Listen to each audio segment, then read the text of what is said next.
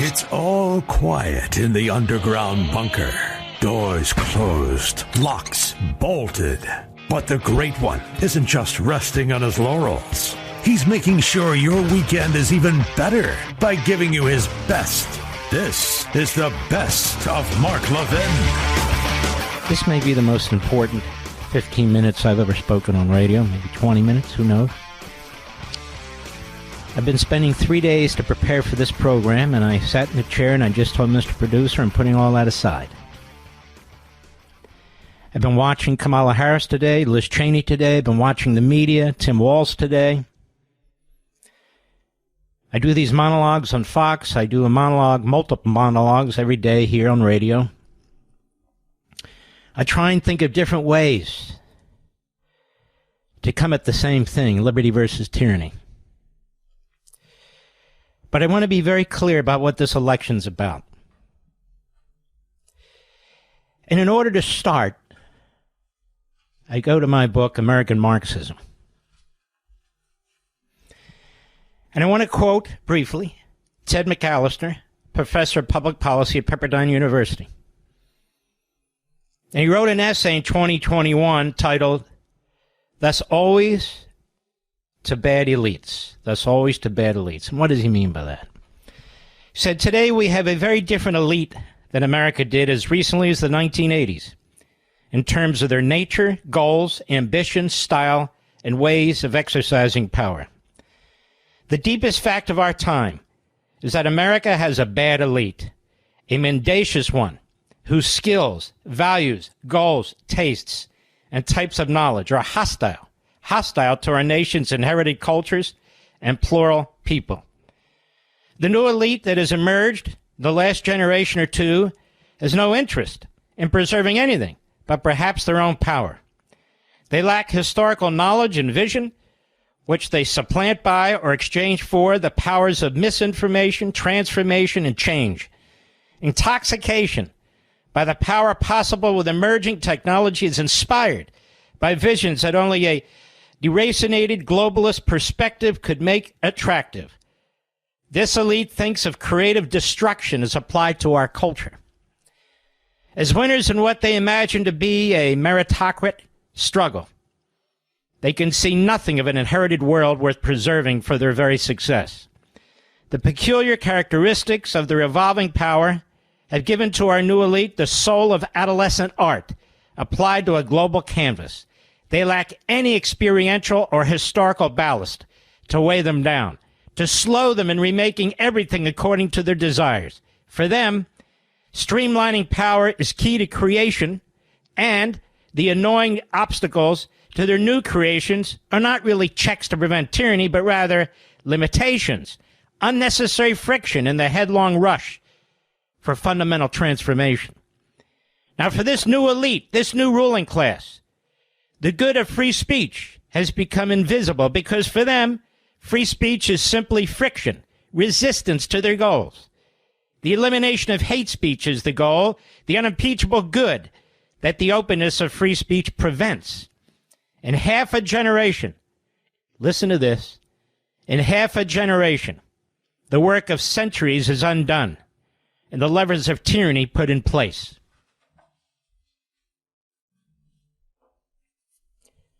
This is an election between those of us who believe in Americanism and the ruling class elite. That's why you see Liz Cheney campaigning with Kamala Harris. That's why you see Barbara Comstock, former congresswoman from McLean, Virginia, in those areas, who was a bomb thrower as a staffer on Capitol Hill, who was very conservative before she went to Congress. She turns into a rhino. Now she's a lobbyist. Now she endorses every Democrat and hates every Republican. Because for her, like Liz Cheney and these other so-called Republicans, it's more about the ruling class. It's more about the establishment. It's more about the elitism. It's more about the power center of Washington, D.C. that they do not want affected. That's why Milley comes out with a book effectively calling Donald Trump a dictator, when Donald Trump, in fact, is the most anti-war president in modern history. because he disagrees with Milley. And look what Milley did in Afghanistan, and then he lectures us. This guy Esper worked most of his life on Capitol Hill. He was an acting defense secretary. He's another Republican out there trashing Trump. John Bolton, who begged me and others to be Donald Trump's national security advisor. But Bolton thought he would run the country. Bolton thought he should call the decisions, not Trump. And so Bolton has a hate on, just like the others. They believe in what came before. And I don't mean freedom, liberty, a republic. I mean what came before, the 1990s and the 2000s. When Liz Cheney was at Washington's Crossing in Pennsylvania. Washington's Crossing, that horrible winter before the crossing of the Delaware in the Battle of Trenton. She was there where she said about 100 Republicans. Yes, ruling class, establishment Republicans, elitists. Look at who they are. Christie. Look at them. Whitman, the former governor of New Jersey, look at them. They'd be perfectly fine with a Republican who would accept the fundamental transformation of America. They'd be perfectly fine with all of it. But they hate Donald Trump. Why? Because of the way he speaks? No, that has nothing to do with it. Nothing to do with it. We've had a lot of presidents who spoke in different ways. We've had a lot of presidents who had sex with interns. We've had a lot of presidents who were sleazy as hell. Kennedy, Johnson, Franklin Roosevelt, and a hell of a lot more. Yes, we have. What is it that Donald Trump did exactly? What is it? Challenge the election? How dare him challenge the election as if he's a Democrat in 2000, challenging what took place in Florida, as if he's a Democrat in 2004, challenging that election, as if he's a Democrat in 2016, challenging that election. 2 impeachments, criminal investigations, multiple indictments, 91 indictments, efforts to put the man in prison, and efforts to bankrupt the man. What is it about Donald Trump that these people fear? What they fear is that he represents we the people in our interests, in our desires. That's what they fear. This ruling class elite includes the American media. It includes these Republican reprobates. It includes Liz Cheney, Barbara Comstock and their ilk, and Milley and Esper and all the rest of them. You're damn right it does. Then they talk the enemy within. Oh, my God, the enemy within. The enemy within. Really? I want to read you a paragraph, and then I'm going to tell you where it's from. You ready? Ready, America? In 1838, Abraham Lincoln gave a speech to the Young Men's Lyceum in Springfield, Illinois. The subject was citizenship and the preservation of America's political institutions. The backdrop was the threat posed to those institutions by the evil of slavery. Lincoln warned that the greatest danger to the nation came from within. All the armies of the world could crush us. All the armies of the world could not crush us, he maintained, but we could still die by suicide. That was the first paragraph in an article in The Atlantic. You know who wrote that, Mr. Producer? James Mattis, former Secretary of Defense, who attacks Donald Trump on a regular basis. The enemy within was the title of the article in The Atlantic. The enemy within. Abraham Lincoln didn't use exactly those words, but that's effectively what he said, and he's not the only one, as I've explained here. That's right. That's right. He made that speech as a young man in 1838, Young Men's Lyceum in Springfield, Illinois. I quote that speech in one of my early books. There are enemies within. Marxist Islamists. There are people who want to fundamentally transform America. There are people who want to attack the independence of the Supreme Court, open borders to fundamentally reshape, quote unquote, as the New York Times said, the electorate. There are people that use the Department of Justice because they want non-citizens to vote. There's a political party that doesn't want voter ID because they want fraud. That's right. a political party that wants to eliminate the Electoral College. So 11 blue states will be in charge of the executive branch, the presidency and the vice presidency. That's the enemy within. That's the enemy within. A party, an ideology that doesn't believe in parental rights, that doesn't believe parents should make the final decision on whether the genitalia of their children are changed or not. The enemy within. You're damn right. The enemy within. Kamala Harris. Kamala Harris, who lies down with Islamists, Jew haters, who seeks their votes. You're damn right. We do have enemies within. Lincoln was right. Jefferson was right. Reagan was right. And Trump is right. Now, Kamala Harris talks about abortion. She did it today. She views you women out there as suckers. You single-issue voters on abortion as suckers. She says Trump wants a national law to ban abortion. He has said the opposite.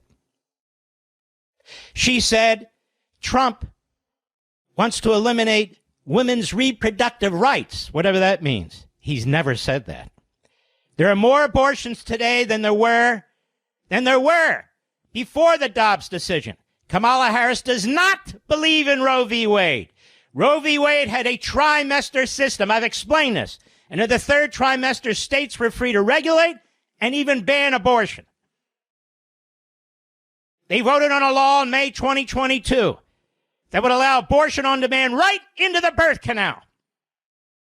And she chooses a vice presidential candidate, Tim Walz, who literally signs a law that eliminates the requirement that doctors save babies through botched abortions. And several babies died on the table in Minnesota. The media are not going to report this. Go look it up. It's all over the internet, and it's true. They're running on lies. And then they tell you that Donald Trump is a danger. January 6th, she said today, all those police officers who were killed, no police officers were killed. Police officers have been killed by leftists, by rioters, by criminals. Police officers were killed in the riots of 2020, as were other people. They never talk about that. Courthouses came under attack. Police precincts came under attack. The violence was horrific. And they stood by and watched. And in the case of Kamala Harris, she supported a fund so that the most violent rioters would go in the front door and out the back door. That's who she is. And finally, they're talking about sex slavery, something I've been talking about week after week after week in this program and on Fox and on the Blaze. Finally. Because it shows up in a website news organization, the Free Press, which I respect. But they're certainly not the first to talk about this. That open border has resulted in massive sex slavery, horrendous sexualization of little kids. That border's open as a matter of policy. Policy! Because of the incompetent, the outrageous ruling class that is organized, that has raised $1 billion to take on Trump, to destroy Trump, to prosecute Trump, to bankrupt Trump, because Donald Trump stands with you. He doesn't need any of this. He doesn't need any of it. Liz Cheney needs it. Kamala Harris needs it. They have nothing else. They've done nothing in their lives. They've created nothing in their lives. And they hope to lie their way back into power. And they're counting on enough suckers among us to do it. Enough suckers among. This election is between a corrupt American-hating ruling class that wants more and more power, that's power-hungry, that will do anything to defeat the one man who's capable of standing up against them. And they are going to smear him, lie about him, character assassinate him, further dehumanize him. Oh, they were so upset of those assassination attempts. Honestly, men and women out there of America, no, they weren't. Crocodile tears for about 14 seconds. Just being honest with you. as they try and character assassinate him right now. Mark Levin.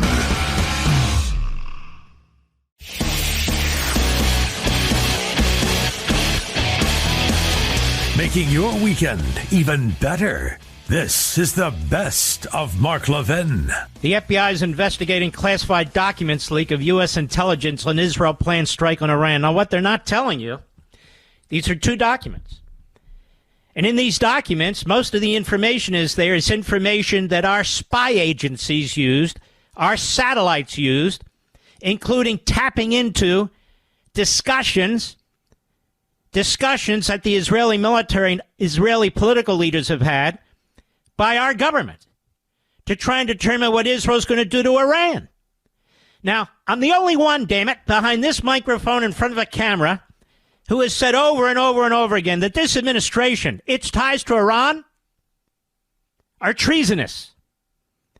From Robert Milley, who had to be yanked, who's under investigation for potential violation of classified information. He had a spy ring under him that was communicating with the foreign minister of Iran. The providing of $200 billion directly and indirectly to Iran to build up its military, and now demands that Israel not hit their nuclear sites and their oil sites. I've never seen a government like ours, and a regime like ours, Biden and Harris and Blinken and Sullivan, who are special pleaders for an enemy that wants nuclear-tipped, intercontinental ballistic missiles that can hit our cities, as it aligns itself with China, Russia, and North Korea. And this is a regime that slaughters its own people. This is a regime that's slaughtering people in Yemen and Iraq, that's slaughtering people in Syria, Lebanon. It's a hideous genocidal regime. And the little country of Israel, and really the prime minister of Israel, standing up to them. And so they're getting ready to attack. And what happens? The Iranian rats, the Iranian spies, the Iranian collaborators in this administration, it's not enough to say the government, in this administration, leaked the information to Islamo-Nazi, that is an Iranian front organization, handed all the information not only to Iran, but the entire world. This was top secret U.S. intelligence information shared with this organization. So the FBI, I read from Fox, is investigating the leak of classified documents that included top secret U.S. intel on Israel's planned attack on Iran. The FBI is investigating the alleged leak of classified documents, working closely with our partners in the Defense Department, Defense Intelligence Community, the Bureau said.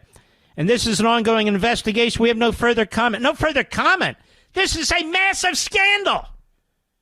This administration provided information to the enemy in order to stop our ally from defending itself. And this isn't the first time. They withheld intelligence information when Israel decided to go into Lebanon. They withheld intelligence information when Israel decided to go into Rafah. They're literally withholding arms. Arms that Congress already proved they're unconstitutionally withholding arms from Israel. White House National Security Council spokesman, this guy John Kirby, he's the Tokyo Rose in pants, told reporters he did not have information on whether the unauthorized release was a result of a hack or an employee leak. It's a leak. It's a leak. Kirby said he did not have any indication that additional classified documents would find their way into public domain. He has no idea. These Iranian sympathizers were appointed by the Biden regime. They are populated like cockroaches within the State Department and the Defense Department, and including the National Security Council. They're there. We know many of their names. We don't know that they leaked it, but we know they exist. The documents were attributed to the U.S. Geospatial Intelligence Agency and National Security Agency. Now, what does that mean? Geospatial Intelligence Agency. Satellites. National Security Agency, what does that mean? Intercepting communications. They were monitoring the movement of Israeli military personnel and equipment and other information. They were tapping into their phones. of our ally. Of our ally. While Harris is running around playing both sides. You know, there's good and there's evil. There's the murderous Islamists and there are the Jews who are the victims. But for Harris, she talks out of both sides of her mouth. And by the way, illiterately, but nonetheless. Shocking. The documents were shareable with Five Eyes, which are the U.S., Great Britain, Canada, New Zealand, and Australia. So they took all this information that they had gathered by spying on our ally Israel. They distributed it to Great Britain, Canada, New Zealand, and Australia, and then it was leaked to the enemy. We've never seen anything like this. I've told you before. This administration makes Aldra Hiss, that affair, look like a joke. We have hundreds of Aldra Hiss situations going on in this administration, America. And Kamala Harris, you know what she said about it, Mr. Producer? Nothing. She's not working today. Isn't that nice? She's not working today. Woman wants to be president. She's running for president. She takes the day off. She takes Tuesday. 2 weeks away from that off. Yeah, just like she was taking off the days and partying with her friends before these grave hurricanes slammed into our population. Oh, yeah. Taking the day off. Just like she took her whole damn vice presidency off. The border. And by the way, it's nice that the Free Press and others are now reporting on sexual slavery taking place on the southern border. Because we've been talking about it on this program for years. I've been talking about it on The Blaze for years. I've been talking about it on TV for years. I'll give you a little taste of it. I can't play all of it. We went back, and we didn't go back far. January this year, Life, Liberty, and Levin. And it's funny how my colleagues didn't pick up on it. Why? Cut 3, go.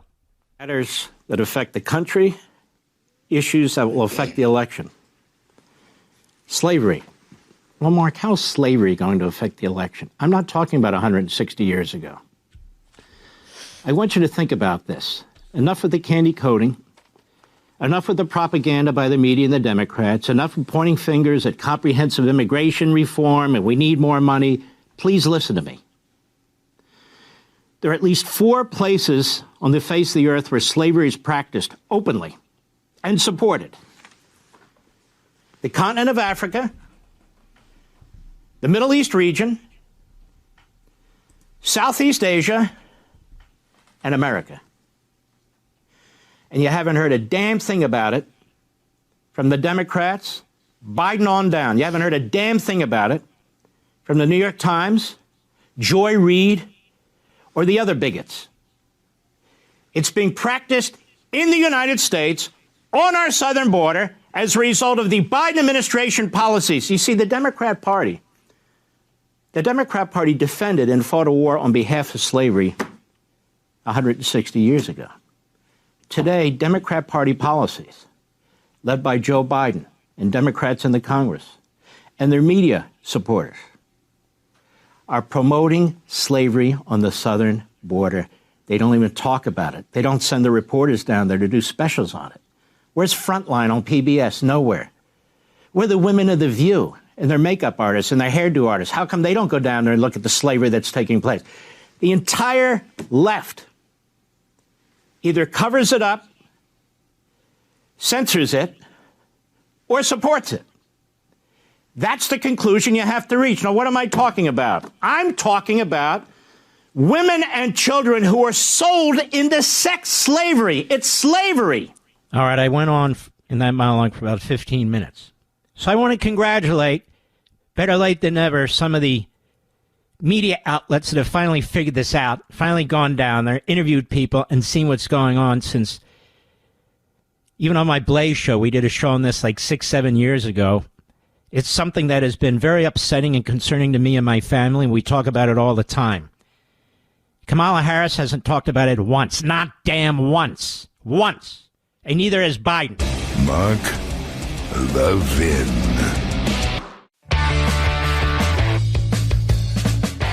You're listening to the best of Mark Levin. So Kamala Harris did an interview with NBC News. The questions are so damn predictable, and she's so moronic. Anybody's free to challenge me on this, to demonstrate to me what a genius she is. Please do. She just lies. She worked at McDonald's. Just show us any proof and so forth and so on. McDonald's doesn't have any information. She doesn't have any information. When you lie about little things, you lie about everything. You don't tolerate that from your kid or your grandkid, but you're going to tolerate it from a presidential candidate? She's back and forth and back again on fracking. Oh, yeah. It's absolutely amazing. Oh, there's my lovely wife. How are you, sweetheart? Great, but I didn't do the timing very well. It's okay. So you've been working very hard trying to get out the vote. Absolutely. And you voted early. I voted early, day and night. I'm going to do try to do a town hall with some of our Hispanic friends.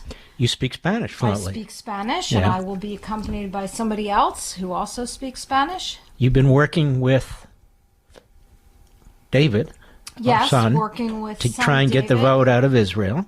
out in Israel, where President Trump enjoys a 90+% approval rating. You've been working with some of our friends to try and get them to use their contacts to get the vote out. Absolutely, and I've been on the phone with pastors, so they understand. You've called a number of the biggest pastors in the country. You've also been trying to rally pastors of single smaller churches in rural areas. I mean, you're working morning, noon, and night on this, and you're not an official of the RNC or the Trump campaign or a political act.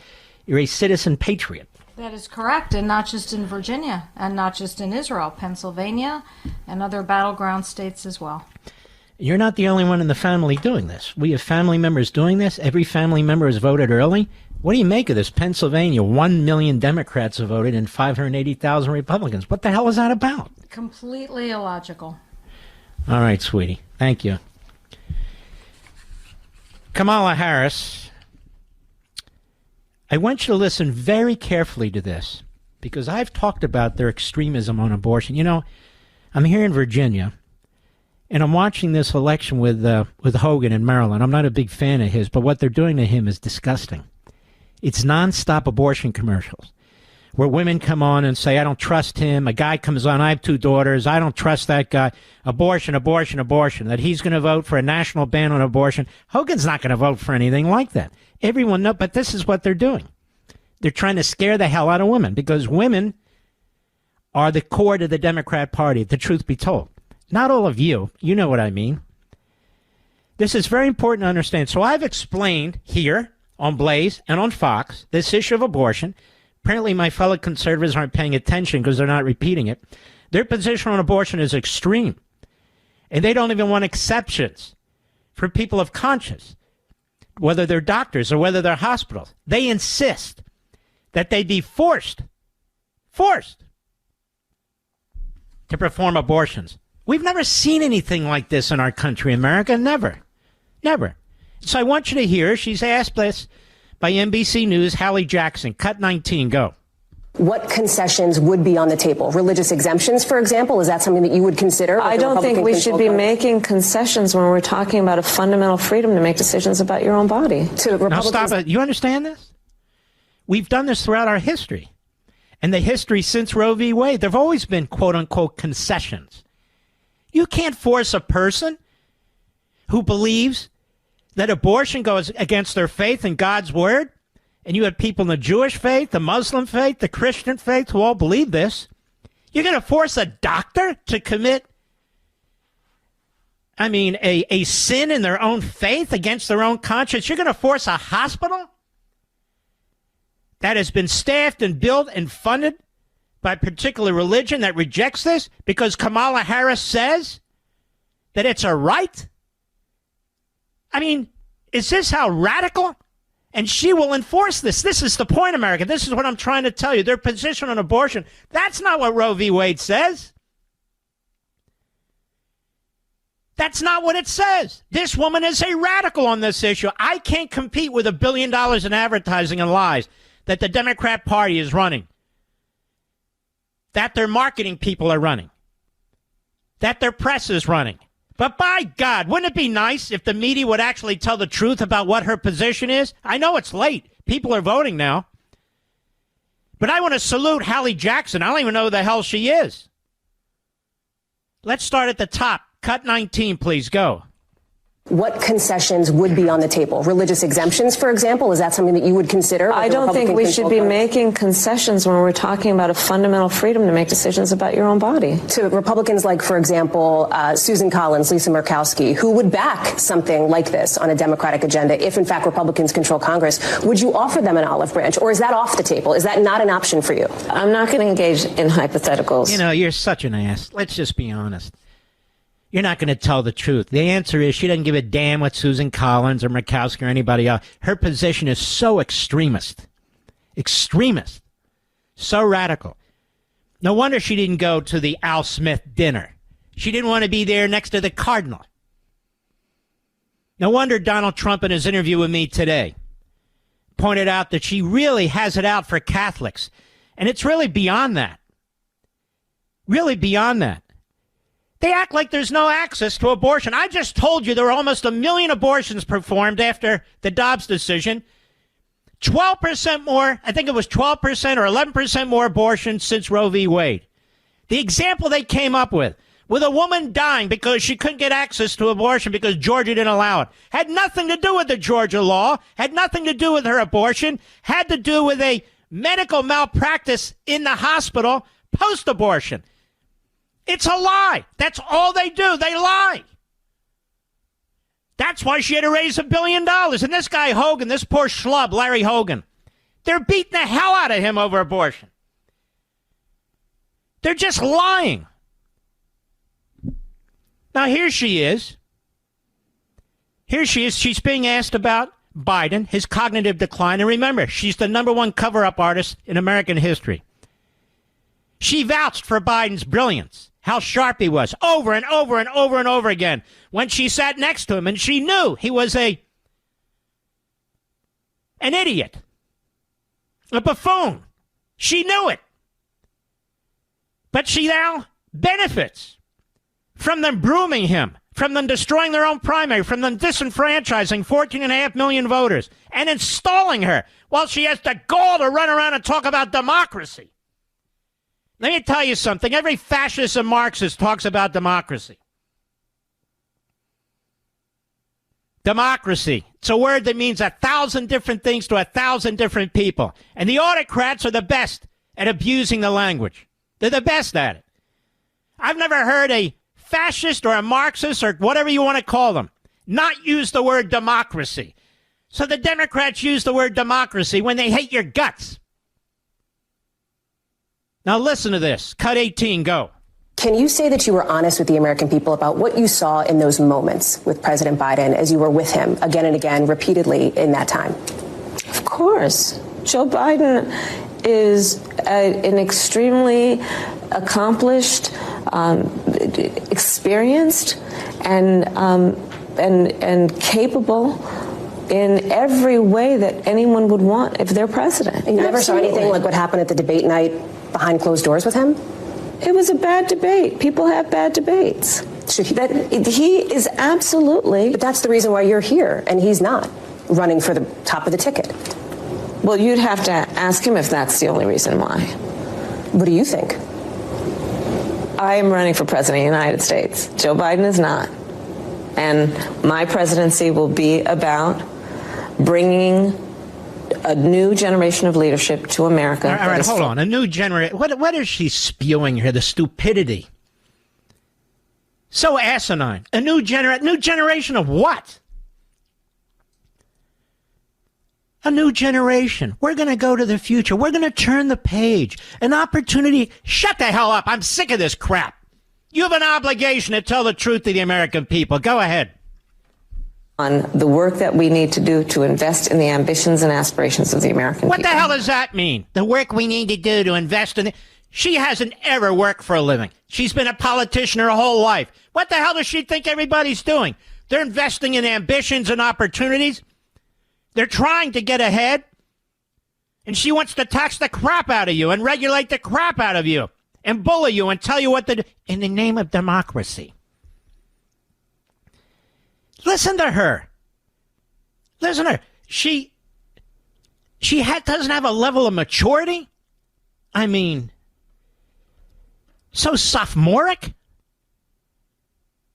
This is a nation that had George Washington as Thomas Jefferson. This is a nation that had Abraham Lincoln and Ulysses S. Grant. This is a nation that had Ronald Reagan and, yes, Donald Trump. Listen to this mumbling buffoon. Are you kidding me? Mark Levin.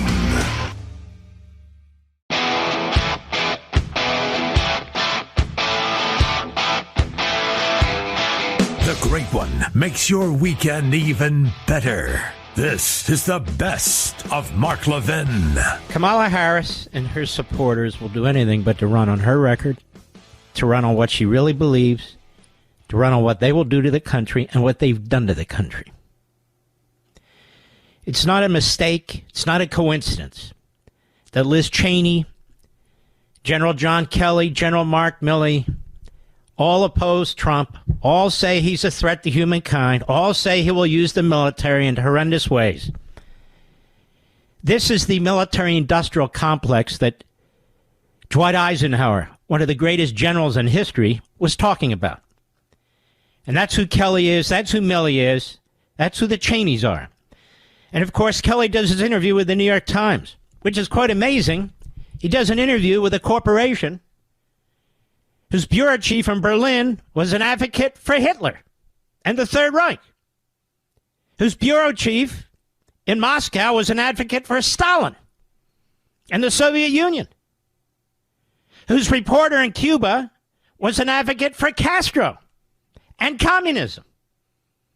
So John Kelly does this interview where he's trying to sink President Trump's re-election chances with these outrageous statements. Even the media, little pieces of it, have pointed out that his so-called recollection about Trump and Hitler's generals, that Kelly has said different things to different people.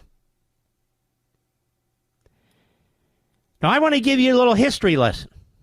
And I'm going to say something here that people who are smart, who really know history, will shake their heads north and south, will shake their heads vertically, that is up and down, and say, you know what, the guy's right.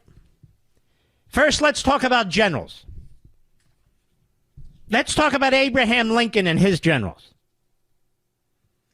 Abraham Lincoln, by many, is considered the greatest, if not the second greatest president in American history. But he had a problem with many of his generals. Some of them were too political. Some of them wouldn't fight. Some of them were drunks. Some of them would whore around. He wanted to win the war. He wanted to get it over with. Abraham Lincoln micromanaged the Civil War. Virtually every night he would walk from the White House to the old executive office building. He'd sit in a room. He'd sit in a room where they had a telegraph. And he'd have the telegraph man read to him what was going on in the battlefields or what generals were saying. He watched it very, very closely. And he had real problems with some of these generals, like General John Fremont, General Benjamin Butler, General Carl Schurz, General John McClellan, General John Logan, General John Dix, of course, George McClellan, General Fitz John Porter, General David Hunter, General Winfield Scott, General Henry Halleck, General Joseph Hooker. It's a lot of generals. And what would Lincoln do? He would either tolerate them, but in most cases, he'd move them around to different positions. In some cases, he'd fire him. And some of them got very angry with him. As the great historian James McPherson wrote, when the generals did not live up to the president's expectations, Mr. Lincoln changed them. Ultimately, he was the commander-in-chief. Quote, even after Ulysses S. Grant became general-in-chief in March 1864, Lincoln maintained a significant degree of strategic oversight. Lincoln was a hands-on commander-in-chief who persisted through a terrible ordeal of defeats and disappointments to final triumph and tragedy at the end. What do you think the media would say about Abraham Lincoln today? This media, the American media, would run to these generals to get statements from these generals. Nobody ever heard what John Kelly has said that Donald Trump said. Nobody. And he's contradicted himself on different occasions. But doesn't matter. Kamala Harris is a bottom feeder. She seizes on this. She's not really running substantively for president. First, she was hiding out for months. Then she does friendly interviews. Then she does a couple where she collapses of her own weight.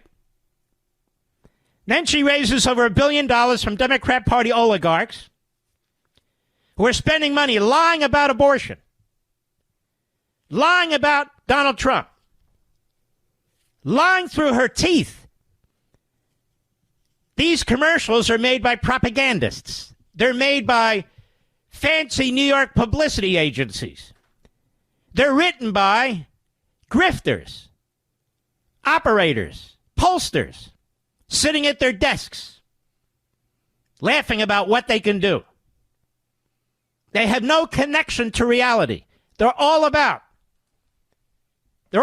brainwashing you, lying to you. As I said, it's called propaganda. And she needs over $1 billion to do it. John Kelly was a disastrous chief of staff, and he was removed. These people have massive egos. Milley was a disastrous general who kissed Biden's ass and did what he was told, even if it meant losing Afghanistan, losing 13 heroes, God knows how many more American citizens. That's Milley. That's his record. He's a disgrace. He's like one of the disgraced Civil War generals.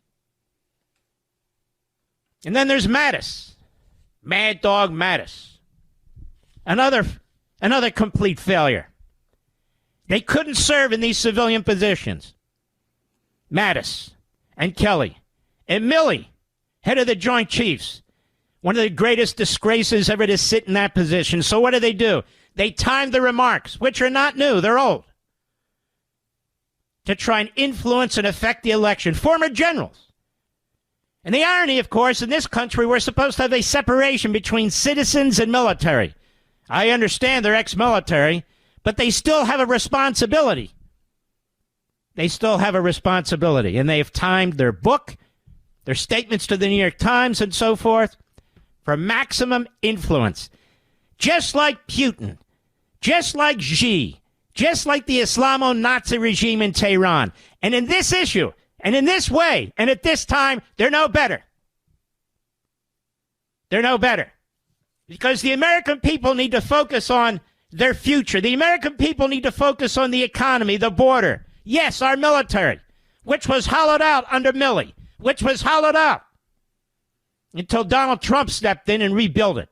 And there's a reason why he'll get the support of the vast majority of the rank and file men and women in the military. There are great generals, and then there's this, Kelly, Milley, and Mattis. These constant references to Hitler. I think I'm going to do my opening statement either Saturday or Sunday on this, because I've had enough. Trump is a dictator. Trump is a dictator, says the Democrat Party. Says their media. Trump is a dictator. Historically speaking,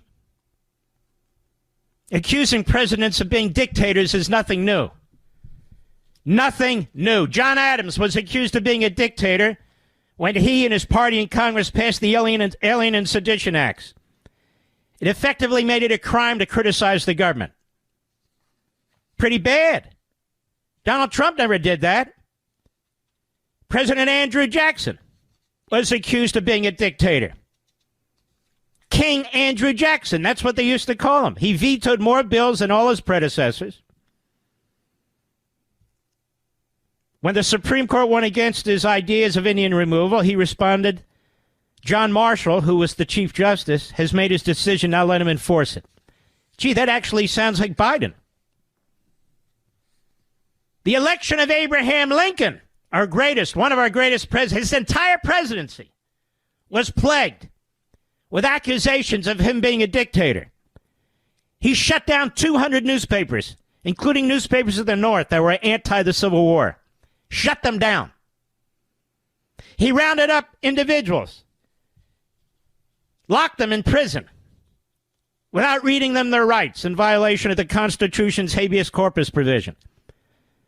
My recollection is he did that because these pro-Confederates, a mob basically, they were cutting the telegraph lines in Baltimore to prevent Washington from communicating with New York and Philadelphia, that is Washington, D.C., threatening the North during the Civil War. Congress passed a law and gave him the authority to do it. Eventually, the Supreme Court said, well, of course, Congress doesn't have that authority. Was he a dictator? You know what? Klansmen, neo-Nazis, and others have accused Lincoln of being a dictator, sympathizers with the conspiracy. Other individuals who aren't as poisonous in terms of their ideology have said the same thing. He also imprisoned people who spoke out against him. There's the case of an Ohio congressman by the name of Clement Vallandigham. He arrested him. He had him arrested because he declared that he was disloyal in the sentiments and opinions that he was giving in Congress. And instead of imprisoning him, Lincoln actually exiled him to live in the Confederacy. Donald Trump has never done anything like this. Woodrow Wilson, the great Democrat Party progressive, he passed the Espionage and Sedition Acts. He put a political opponent, a socialist, by the name of Debs in prison during a presidential election.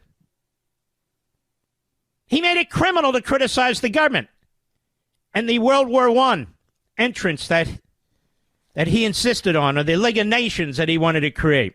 He created the Committee on Public Information that turned into the nation's first propaganda machine. Franklin Roosevelt. He did more to turn the Constitution inside out, to expand the police powers of the central government than any president in American history, bar Joe Biden. When the Supreme Court started ruling against him, he threatened to pack the court. The executive branch became more powerful, in control of more legislation and regulations than any time in our history. And then he said he was the only one who could lead the country through World War II. He was the only one who could lead the country through the Depression. So he not only ran for a third term, he ran for a fourth term. Many called him a dictator, too. So now I want you to compare that to Donald Trump. I want you to compare them all to Donald Trump. They say Donald Trump is going to fill in the blank. But Donald Trump has never done any of it. He's never defied a federal court. He's never defied the Supreme Court. He's never violated the Constitution of the United States, ever. He peacefully left office. That's a matter of fact. They lie about January 6th. He offered the United States National Guard. They turned it down. They turned it down. And we could go on and on and on. They keep talking about him being Hitler. I'm now convinced half the country don't even know what Hitler did. And so I'm going to educate them Saturday or Sunday. And I'm sick and tired of Democrats using one of the most horrific genocidal events in world history against other human beings as a club against their political opponents. Goldwater was Hitler, Nixon was Hitler, Reagan was Hitler, and now Trump's Hitler.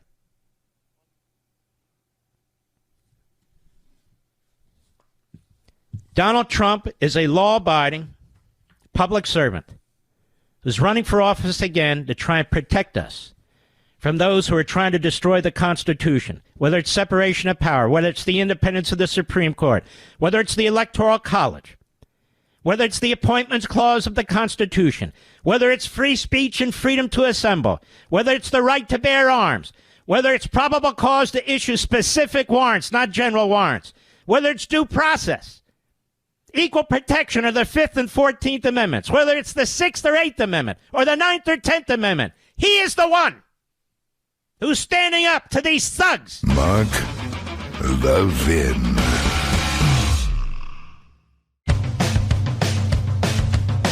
We're giving you nothing but the best of Mark Levin. First of all, the real John Kelly. I was watching our friends at Fox, and I was watching, I can't remember it.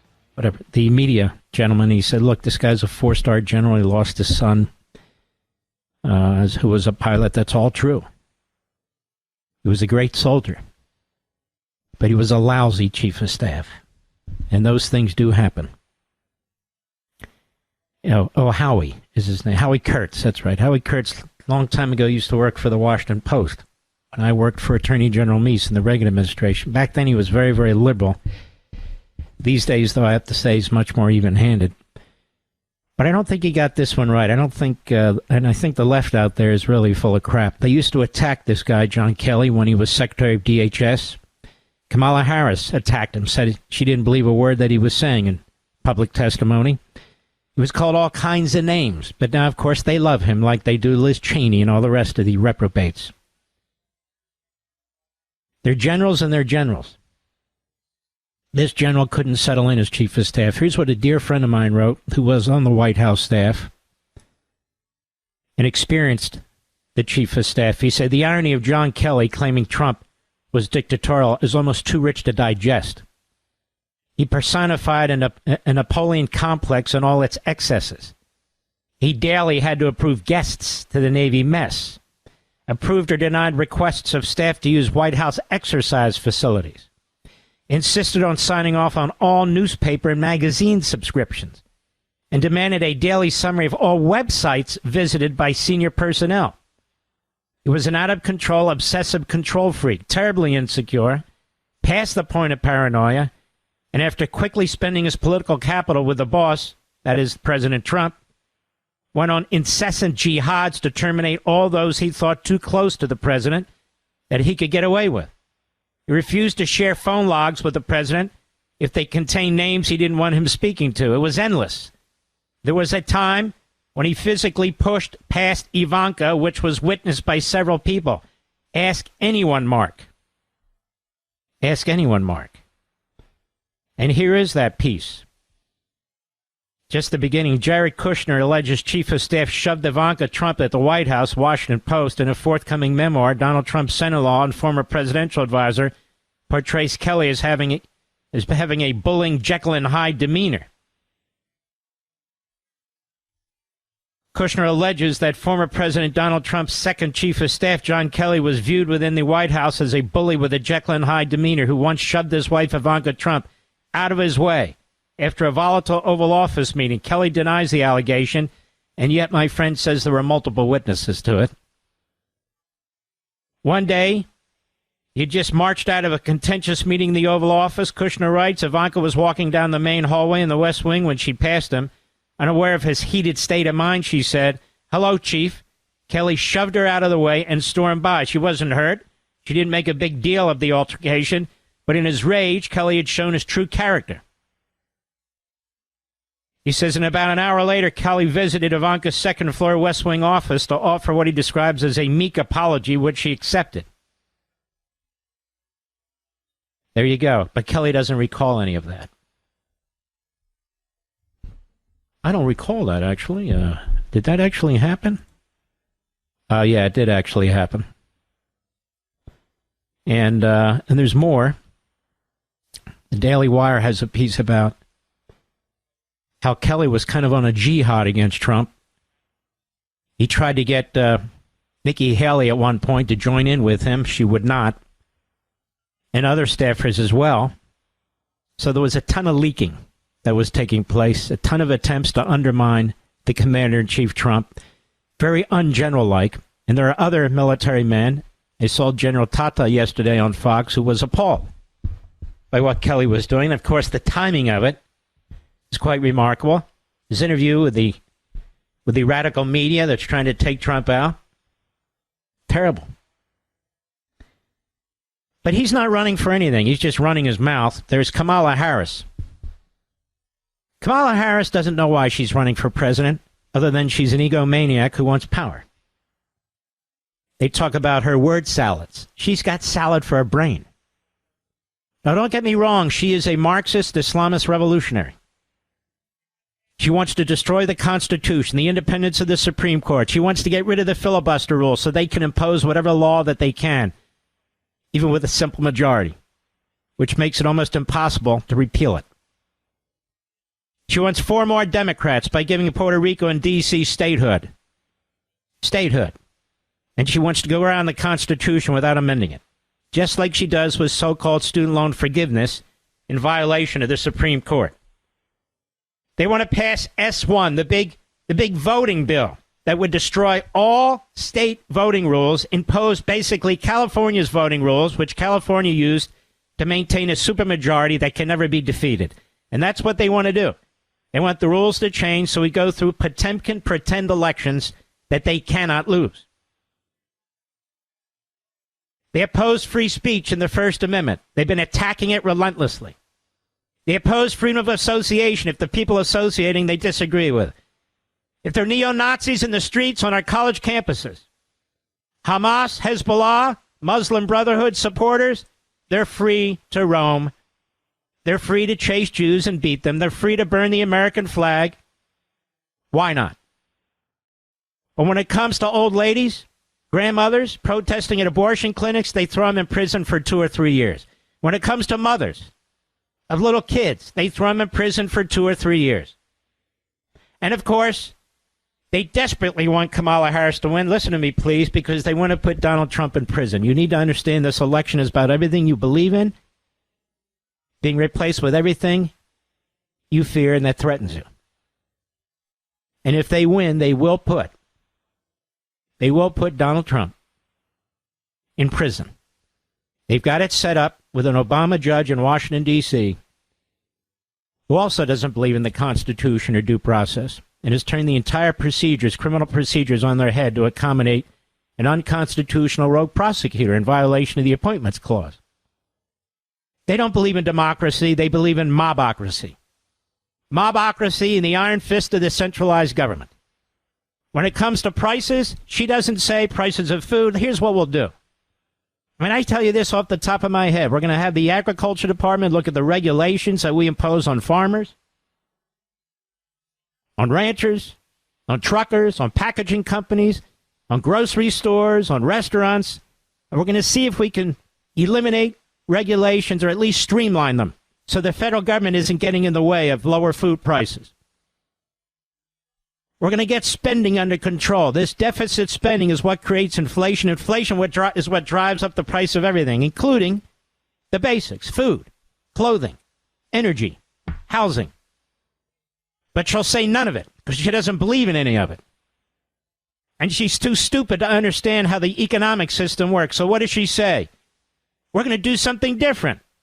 We're going to have a gouging commission of sorts, basically wage and price controls. She's running for president of the wrong country.